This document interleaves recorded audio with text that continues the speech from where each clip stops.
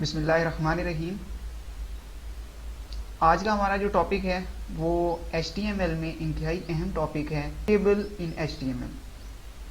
HTML में tables किस तरह क्रिएट करते हैं, टेबल्स की क्या प्रॉपर्टीज़ होती हैं। फर्स्ट ऑफ ऑल हम ये जानने की कोशिश करते हैं कि टेबल होता क्या है। Table is a combination of rows and columns. Rows और कॉलम्स के कम्बिनेशन को हम टेबल बोलते हैं। टेबल की ज़रूरत क्यों पेश आती है? किसी भी डाटे को एक ऑर्गेनाइज्ड फॉर्म में रखने के लिए, तरतीब देकर डाटे को स्टोर करने के लिए टेबल का इस्तेमाल किया जाता है। डाटे को अब दो चीज़ों से मिलकर टेबल बनता है, एक रोज होती है, एक कॉलम्स होती है। रोज जैसा कि आपको दिखाया गया कि ये जो हमारे पास लाइन है जिसमें एक, इसको रिकॉर्ड भी हम बोलते हैं, रोज भी कह सकते हैं। उसके बाद कॉलम, कॉलम ये जो आपके पास ये शो हो रहा है ये हमारा कॉलम है। तो इससे हमें क्या पता चला कि combination of rows and columns is called table. आज हम जो डिस्कस करने जा रहे हैं, फर्स्ट ऑफ ऑल हम बेसिक टेबल स्ट्रक्चर को स्टडी करेंगे कि टेबल का स्ट्रक्चर यानी HTML के डॉक्यूमेंट में हम टेबल को किस तरह लिखते हैं, टेबल किस तरह बनाते हैं। फिर उसके बाद टेबल में हेडिंग्स अगर डालनी है तो वो किस तरह हम डालते हैं। उसके बाद कॉल स्पैन क्या होता है, रो स्पैन क्या होता है। उसके बाद टेबल में अगर बॉर्डर हमने लगाना है तो वो किस तरह लगाएंगे। बैकग्राउंड कलर अगर चेंज करना है, पूरे टेबल का बैकग्राउंड चेंज करना है या एक स्पेसिफिक सेल का चेंज करना है तो वो किस तरह हम करेंगे। उसके बाद विड्थ और स्पेसिंग, टेबल में विड्थ किस तरह दी जाती है और स्पेसिंग यानी कि सेल पैडिंग और सेल स्पेसिंग किस तरह हम देते हैं, ये हम स्टडी करेंगे। स्टार्ट करने लगे हैं। टेबल किस तरह HTML में क्रिएट करते हैं। टेबल का टैग लगाना है जी। टेबल का टैग यूज करने के बाद टेबल हेडिंग्स लिखनी है जो कि आपके टेबल्स के स्टार्ट के ऊपर लगाई जाती हैं कि आपका जो कॉलम है उसमें कौन कौन सी हेडिंग्स यूज हो रही हैं। तो टेबल की हेडिंग को यूज करने के लिए हम जो टैग यूज करते हैं उसको हम TH बोलते हैं, टेबल हेडिंग। हेडिंग क्या हो सकती हैं, उसको हम कॉल 1 के नाम से दे देते हैं, लेट्स सपोज, ठीक है।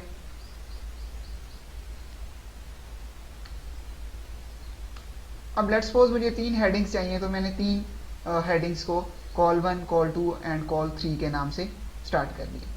उसके बाद मैंने डिसाइड करना है कि मुझे कितनी रोज चाहिए, तो उस हिसाब से मैंने टेबल को डिजाइन करना है। TR एक टैग है जिसको बोलते हैं टेबल रोज। ये टेबल की रोज को डिफाइन करता है, ठीक है। अब रोज में हमने डाटा डालना है तो उसके लिए टैग यूज किया जाता है टेबल डाटा, TD के नाम से। तो कॉलम 1 है उसमें मैं 1 डाल देता हूं टेबल डाटा में, 2 डाल दिया, ये हो गया। उसके बाद जब दूसरी रो स्टार्ट करनी है फिर सेम वही तरीकाकार, TR का टैग यूज करना है। TR के टैग में टेबल डाटा का टैग यूज करना है और हमने इसमें जो डाटा हम डालना चाह रहे हैं टेबल में वो हम यूज करेंगे। उसके बाद तीसरी रो, ये आपने खुद डिसाइड करना है कि आपका टेबल कितना लंबा होगा, उसमें कितनी रोज होंगी। तो मैं यहाँ पे 3 रोज को बना रहा हूं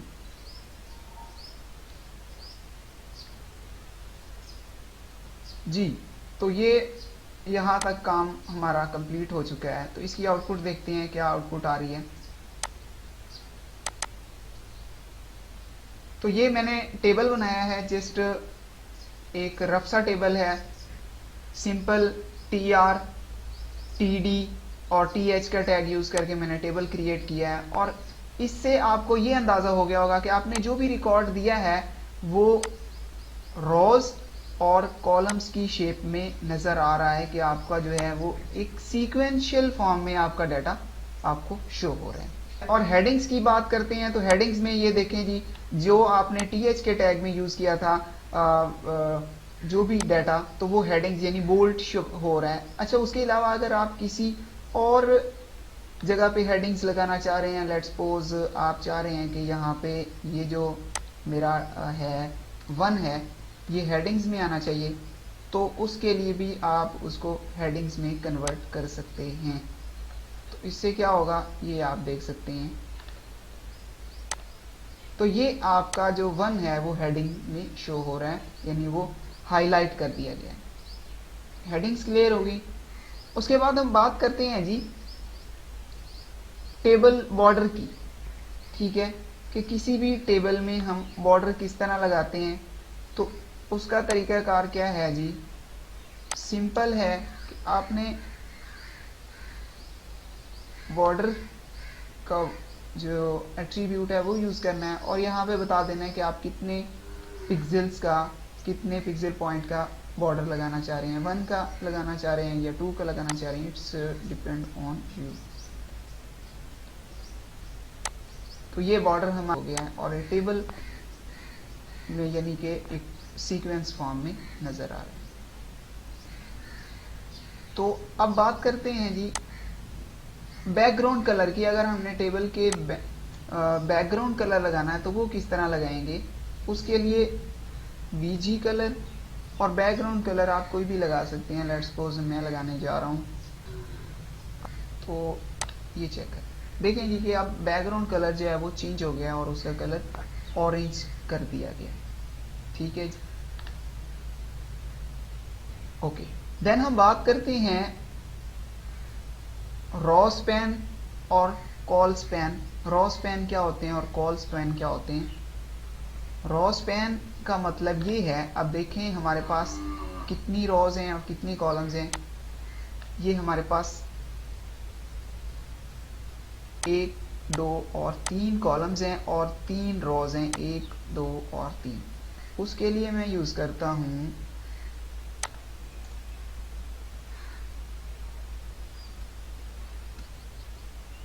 कॉल स्पैन 2। तो इससे क्या होगा देखते हैं जी।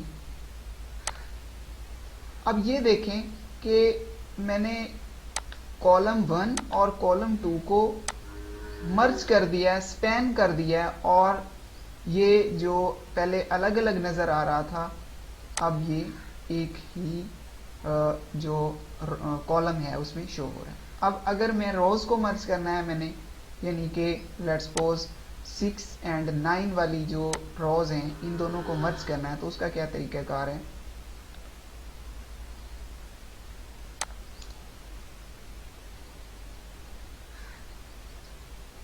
रॉ स्पैन 2, तो इसकी आउटपुट देखते हैं। देखें जी कि अब 6 और 9 वाली जो रोज़ हैं वो भी मर्ज कर दी गई हैं। तो ये इसका काम है। ये बेसिकली उस टाइम यूज़ होता है जब आपका डाटा ज़्यादा होता है और उस सेल में आप डाटे को जो है मैनेज नहीं कर सकते, तो इसके लिए आपको जो स्पैन करना पड़ता है डाटे को। नेक्स्ट जो बहुत ही इम्पोर्टेंट बात है जो मैं आपको बताने जा रहा हूँ वो है सेल पैडिंग और सेल स्पेसिंग। सेल पैडिंग का क्या मतलब है और सेल स्पेसिंग का क्या मतलब है। सेल पैडिंग मैं आपको थ्योरेटिकली भी बता देता हूँ और इम्प्लीमेंट करके भी आपको अंदाज़ा हो जाएगा कि सेल पैडिंग क्या होती है और सेल स्पेसिंग क्या होती है।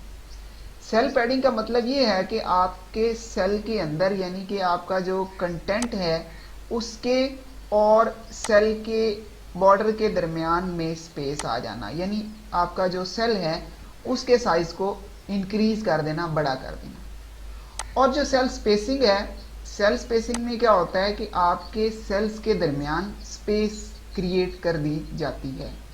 तो ये देखते हैं सेल पैडिंग। लेट्स सपोज मैं सेल पैडिंग कर देता हूँ 10, तो इसका इफेक्ट चेक करते हैं। अब ये देखें कि आपके जो कॉलम्स थे पहले आपको छोटे नज़र आ रहे थे और ये जो आपका कंटेंट था वो बॉर्डर के नज़दीक था, लेकिन जो ही मैंने सेल पैडिंग का यूज़ किया तो आपका जो कंटेंट है वो बॉर्डर से दूर होता गया। इसी तरह अगर मैं थोड़ा सा और इंक्रीज कर देता हूँ, लेट्स सपोज मैं 20 कर देता हूँ, तो अब इसकी आउटपुट पे आपने गौर करना है तो क्या होता है। अब ये 1 जो था, अब ये 1 का जो फासला है वो बॉर्डर से और ज़्यादा जो है वो हो गया है। तो इस तरह ये इफ़ेक्ट करता है सेल पैडिंग। उसके बाद सेल स्पेसिंग, तो लेट्स सपोज मैं सेल स्पेसिंग कर देता हूँ 10, तो इससे क्या होगा, मेरे सेल्स के दरमियान में जो स्पेस है वो बढ़ गई है, सेल्स के दरमियान में स्पेस इंक्रीज हो गई है।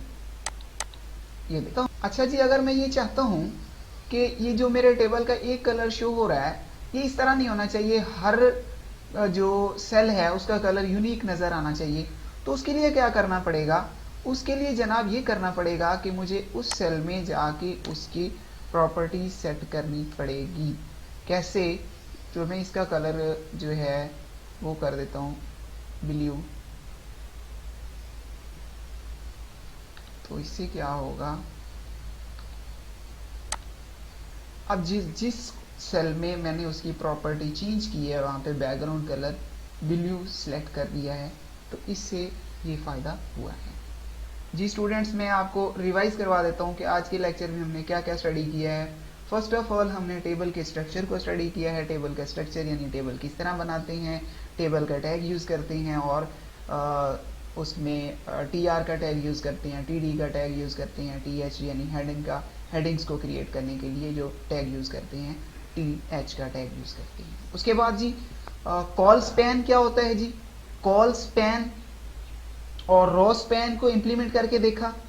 कॉल स्पैन से क्या इफेक्ट नजर आया, रॉ स्पैन से क्या इफेक्ट नजर आया, वो हमने स्क्रीन के ऊपर इंप्लीमेंट करके देखा। उसमें फर्क वाजिया नजर आया कि जब हम कॉलम को अगर मर्ज करना चाह रहे हैं, मिलाना चाह रहे हैं, तो उसके लिए हम कॉल स्पैन यूज करेंगे। अगर रोज को मर्ज करना चाह रहे हैं तो रोज का इस्तेमाल करेंगे। उसके बाद टेबल में बॉर्डर किस तरह लगाते हैं, उसके बैकग्राउंड कलर किस तरह सेट करते हैं, पूरे टेबल का बैकग्राउंड कलर किस तरह सेट करते हैं, और अगर किसी खास सेल का बैकग्राउंड कलर सेट करना है तो वो किस तरह सेट करते हैं। उसके बाद हमने इंतहाई अहम टॉपिक डिस्कस किया, उसको बोलते हैं जी सेल पैडिंग और सेल स्पेसिंग। यानी कि एक सेल में आप उसका साइज सेल पैडिंग के साथ किस तरह इंक्रीज कर सकते हैं और सेल स्पेसिंग के साथ इंक्रीज कर सकते हैं। Thank you so